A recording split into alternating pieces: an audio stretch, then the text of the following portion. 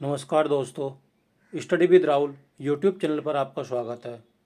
जैसा कि आप जानते हैं, आज से हमारा जो उत्तर प्रदेश का सामान्य ज्ञान है, इसको हम PYQ के फॉर्म में सभी प्रश्नों को करेंगे। ये हमारे 92 पेज हैं, तो इसको हम कम से कम 8 से 10 क्लास में कंप्लीट कर लेंगे। यदि आपने हमारी कंप्लीट थ्योरी की 16 वीडियो को नहीं देखा है, तो आप उनको एक बार जाकर देख सकते हैं। आज का हमारा पहला प्रश्न है, उत्तर प्रदेश की दूसरी आधिकारिक राजभाषा क्या है? तो क्लास कौन सी राजभाषा थी ये? उर्दू थी। कब बनाया गया था इसको? 1989 में।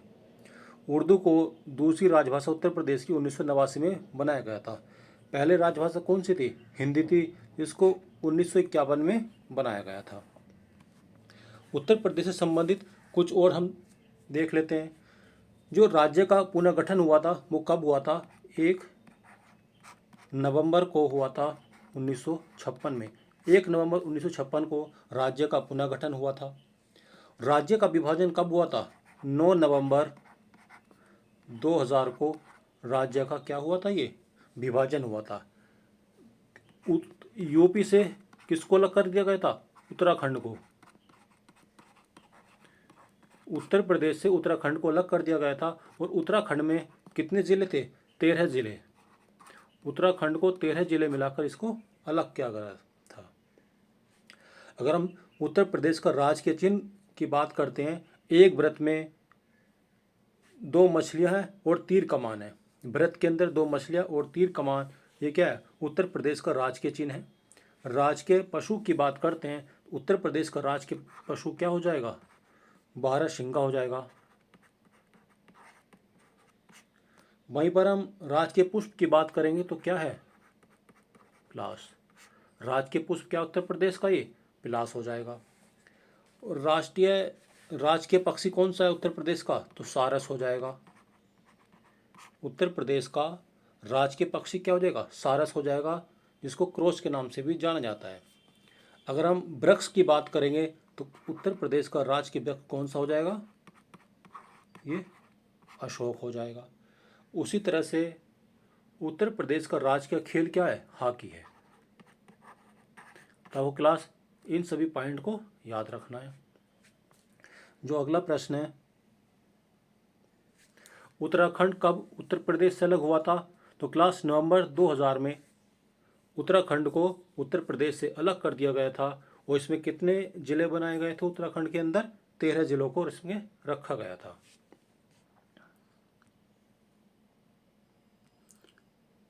आप यहाँ पर देख सकते हैं, उत्तर प्रदेश का राजकीय वृक्ष कौन सा है? तो उत्तर प्रदेश का जो राजकीय वृक्ष था क्लास, हमने जाना था भी, ये अशोक था। ये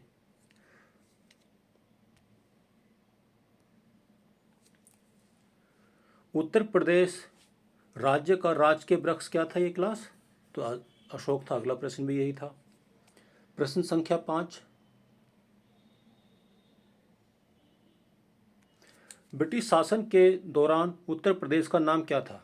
तो क्लास अगर हम ब्रिटिश शासन की बात करते हैं, उस समय उत्तर प्रदेश का नाम क्या था? तो यूनाइटेड प्रोविंस ऑफ आगरा और अवध हो जाएगा। क्या नाम था? यूनाइटेड प्रोविंस ऑफ आगरा और अवध हो जाएगा।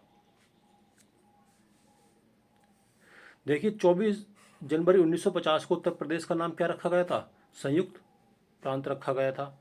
तो इस पॉइंट को याद रखना है। उत्तर प्रदेश का नाम जो संयुक्त प्रांत कब था? ये 24 जनवरी 1950 को।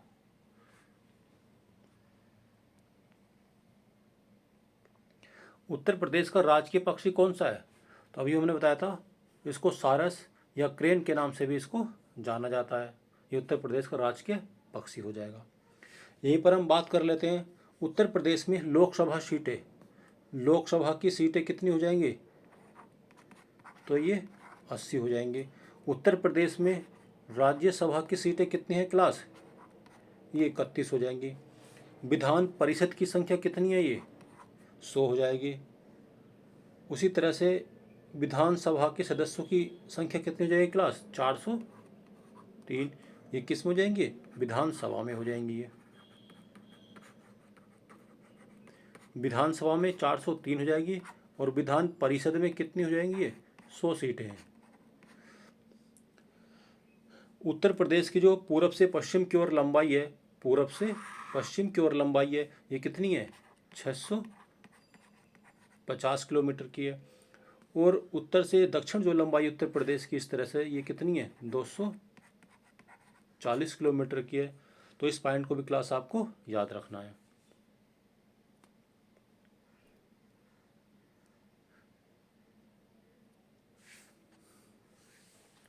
देखिए, जो उत्तर प्रदेश की राजधानी थी 1836 में कहाँ पर थी? आगरा। 1858 में उत्तर प्रदेश की राजधानी किसको बनाया गया था? प्रयागराज को बनाया गया था। और आंशिक रूप से 1921 में किसको? लखनऊ को राजधानी बनाया गया था। और पूर्ण रूप से लखनऊ को राजधानी कब बनाया गया था? 1935 में। सबसे पहले आगरा राजधानी 1836, प्रयागराज को राजधानी 1858 में बनाया गया था। और लखनऊ को जो राजधानी बनाया था आंशिक रूप से 1921 में बनाया गया था। और पूर्ण रूप से लखनऊ को कब बनाया गया था राजधानी? 1935 में बनाया गया था।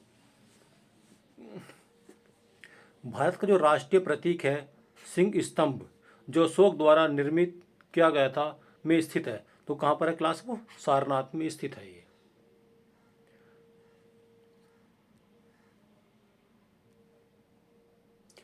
और इसको कब अपनाया गया था? तो 26 जनवरी 1950 को इसको अपनाया गया था। उत्तर प्रदेश में जिलों की कुल संख्या कितनी है? तो उत्तर प्रदेश में कितने जिले हो जाएंगे? ये 75 जिले हो जाएंगे। अगर हम यहीं पर मंडल की बात करते हैं, उत्तर प्रदेश में कितने मंडल हैं? उत्तर प्रदेश में ये 18 मंडल हैं। अगर हम तहसीलों की बात करते हैं, उत्तर प्रदेश में कितने तहसीलें हैं? तो उत्तर प्रदेश में 351 तहसीलें हो जाएंगी ये।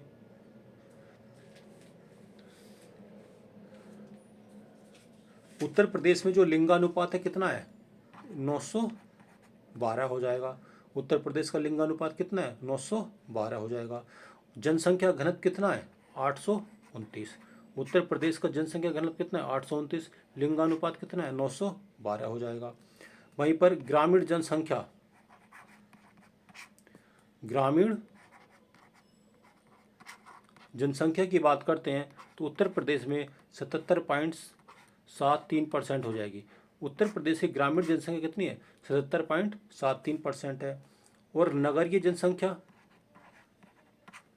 उत्तर प्रदेश की नगरीय जनसंख्या कितनी है? 22.27%। उत्तर प्रदेश की नगरीय जनसंख्या कितनी हो जाएगी क्लास? ये 22.27% हो जाएगी। और ग्रामीण जनसंख्या कितनी उत्तर प्रदेश में? 77.73% हो जाएगी ये। देखिए, उत्तर प्रदेश के हम कुछ और पॉइंटों को देख लेते हैं क्लास। सबसे पूर्व देखो, उत्तर प्रदेश में कुल कितने जिले हैं? 75 जिले हैं और 18 मंडल हैं ये। सबसे पूर्वी जिला कौन सा है? ये बलिया हो जाएगा।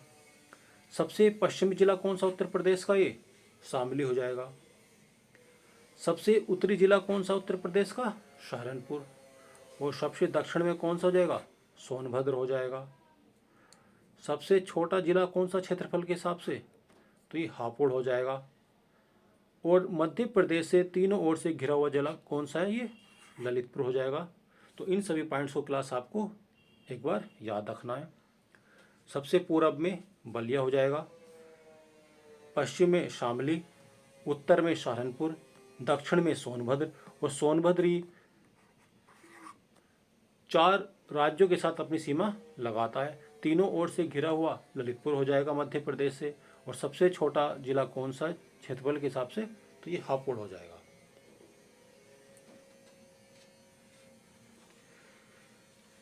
देखिए, अगला प्रश्न है ये, किस वर्ष संयुक्त प्रांत का नाम बदलकर उत्तर प्रदेश हुआ था? तो अभी हमने बताया था क्लास आपको 24 जनवरी 1950 को हुआ था ये। संयुक्त प्रांत का नाम बदलकर क्या कर दिया गया था? तो उत्तर प्रदेश कर दिया गया था 24 जनवरी 1950 को। उत्तर प्रदेश दिवस का आयोजन कब होता है? तो ये 24 जनवरी को होता है। उत्तर प्रदेश का दिवस कब मनाया जाता है? तो ये 24 जनवरी को मनाया जाता है। देखिए, उत्तर प्रदेश का राजकीय पशु कौन सा है? अभी बताया था हमने क्लास। उत्तर प्रदेश का जो राजकीय पशु है वो कौन सा हो जाएगा? ये बारहसिंगा हो जाएगा ये। आप यहाँ पर कुछ और पॉइंट देख सकते हैं। राजकीय चिन्ह क्या था? मछली और तीर धनुष था ये क्लास। राजकीय पुष्प ये प्लास हो जाएगा। राजकीय पक्षी सारस या क्रोच हो जाएगा। और राजकीय वृक्ष क्या हो जाएगा? ये अशोक हो जाएगा। देखिए, उत्तर प्रदेश का राजकीय पुष्प कौन सा है? तो उत्तर प्रदेश का जो राजकीय पुष्प है वो कौन सा है? पिलास हो जाएगा। उत्तर प्रदेश का राजकीय पुष्प कौन सा हो जाएगा क्लास? ये पिलास हो जाएगा। आपको क्लास कुछ और पॉइंट बताने हैं। जो पुरुष साक्षरता वो कितने हैं उत्तर प्रदेश की? पुरुष साक्षरता, तो उत्तर प्रदेश की जो पुरुष साक्षरता है ये हो जाएगी हमारी 77.3% हो जाएगी। और हम महिलाओं की बात करते हैं, उत्तर प्रदेश में महिला साक्षरता कितनी है? ये 57.2% की हो जाएगी। ये उत्तर प्रदेश में पुरुष साक्षरता 77.3% है और महिला साक्षरता 57.2% है। अगर हम ओवरऑल शिक्षा की बात करते हैं, साक्षरता कुल कितनी है टोटल मिलाकर दोनों की? तो ये हो जाएगी हमारी 67.7%। पुरुष साक्षरता 77.3% है, महिला साक्षरता 57.2% है और जो साक्षरता उत्तर प्रदेश की वो 67.7% हो जाएगी। उत्तर प्रदेश में नलकूपों द्वारा जो सिंचाई होती है, जो क्षेत्रफल कितना है नलकूप का क्षेत्रफल सिंचाई का? तो 74.9% है। जो नलकूप की द्वारा होती है उत्तर प्रदेश सबसे ज़्यादा होती है, 74.9% है ये। उसके बाद जो नहरों के द्वारा सिंचाई होती है उत्तर प्रदेश में वो कितनी होती है? ये 15.2% है। नहरों के द्वारा उत्तर प्रदेश में 15.2% क्षेत्रफल की सिंचाई होती है और नलकूप के द्वारा 74.9% क्षेत्रफल की सिंचाई होती है। एक पॉइंट और याद रखना क्लास आपको, जो विधानसभा की सीटों वाला जिला कौन सा सबसे अधिक? तो प्रयागराज हो जाएगा। प्रयागराज में विधानसभा की सबसे ज़्यादा सीटें वहाँ पर कितनी है? 12 सीटें हैं। तो इस पॉइंट को भी क्लास आपको याद रखना है। और सबसे कम विधानसभा सीटें कहाँ कहाँ पर है क्लास? ये तो श्रावस्ती में हो जाएगी। ये श्रावस्ती में विधानसभा की सबसे कम सीटें हैं। उसके बाद महोबा हो जाएगा। ये श्रावस्ती, महोबा, चित्रकूट, ललितपुर और हमीरपुर। श्रावस्ती, महोबा, चित्रकूट, ललितपुर और हमीरपुर, यहाँ पर दो दो सीटें हैं विधानसभा की। तो ये पॉइंट क्लास आपको याद रखना है। देखिए, राजकीय वृक्ष क्या था उत्तर प्रदेश का? अशोक था। इस चीज़ का भी हमने जाना था। राजकीय पक्षी क्या था? सारस था और क्रेन था ये। राजकीय फूल क्या था क्लास? प्लास था ये। राजकीय पशु ये जो नील गाय था क्लास, ये गलत हो जाएगा। यहाँ पर क्या था? ये राजकीय पशु था हमारा बारहसिंगा था ये। तो इस पॉइंट क्लास आपको ये याद रखना है। अगला प्रश्न है क्लास, उत्तर प्रदेश राज्य के प्रतीक चिन्हों में क्या नहीं था? तो उत्तर प्रदेश का जो प्रतीक चिन्ह था उसमें तीर भी था, ये धनुष भी था, मछली भी थी, लेकिन मोर नहीं था। उत्तर प्रदेश के राज्य के प्रतीक चिन्ह में क्या नहीं था? मोर नहीं था। आप यहाँ पर देख सकते हैं धनुष तीर था ये क्लास। गंगा यमुना नदियों का संगम था क्लास। इसके अंदर दो मछलियाँ थी। ठीक है, आगे देखते हैं क्लास।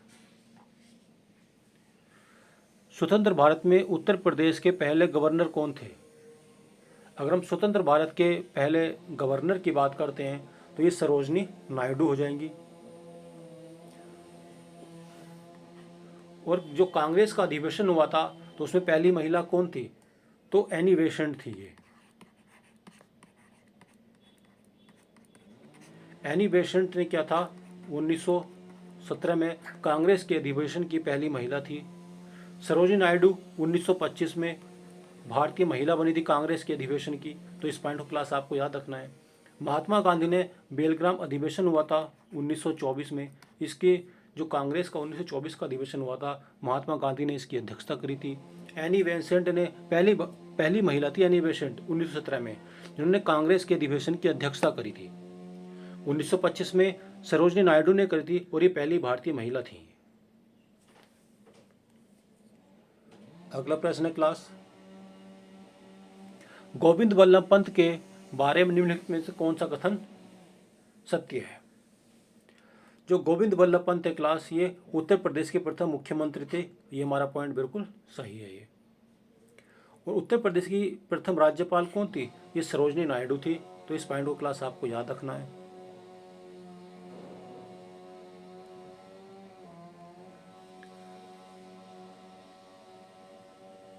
ये बताना है क्लास, कौन सा उत्तर प्रदेश के साथ अपनी सीमा को साझा नहीं करता है? तो क्लास, उत्तर प्रदेश के साथ उत्तराखंड भी अपनी सीमा लगाता है। उत्तर प्रदेश के 7 जिले उत्तराखंड के साथ सीमा लगाते हैं। बिहार के साथ भी 7 जिले सीमा लगाते हैं। छत्तीसगढ़, ठीक है, और जो पश्चिम बंगाल है, उत्तर प्रदेश का एक भी जिला पश्चिम बंगाल के साथ अपनी सीमा को नहीं लगाता है। देखिए, अगर हम उत्तराखंड की बात करते हैं तो उत्तराखंड के साथ कौन कौन सीमा को लगाता है, यह आपको बताना है।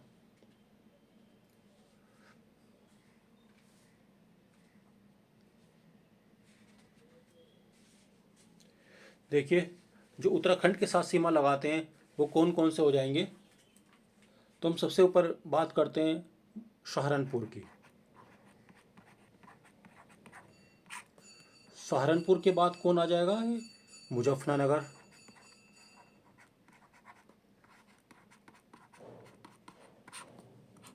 मुजफ्फरनगर के बाद बिजनौर।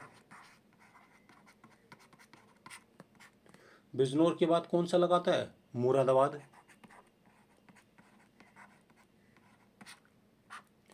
मुरादाबाद के बाद कौन लगाता है? बरेली। मुरादाबाद रामपुर, उसके बाद बरेली, और बरेली के बाद कौन सीमा लगाता है उत्तराखंड के साथ? पीलीभीत। ये सभी उत्तराखंड के साथ अपनी सीमा लगाते हैं। कौन कौन सा जगह उत्तर प्रदेश के जिले? सहारनपुर, मुजफ्फरनगर, बिजनौर, मुरादाबाद, रामपुर, बरेली और पीलीभीत। ये क्या करते हैं? उत्तराखंड के साथ अपनी सीमा को लगाते हैं। बिहार के साथ कौन कौन लगाता है सीमा? तो आप देख सकते हैं, बिहार के साथ लगाता है महाराजगंज, उसके बाद महाराजगंज के बाद कुशीनगर, कुशीनगर के बाद कौन लगाता है? देवरिया, देवरिया के बाद कौन लगाता है? बलिया,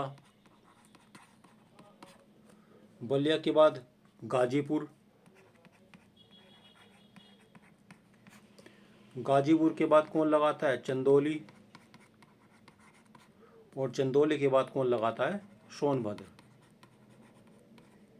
ये सभी बिहार के साथ अपनी सीमा को लगाते हैं। तो क्लास, इन सभी चीज़ों को आपको याद रखना है। क्लास, यदि यह वीडियो आपको पसंद आती है तो वीडियो को लाइक करना है, सब्सक्राइब करना है और शेयर करना है।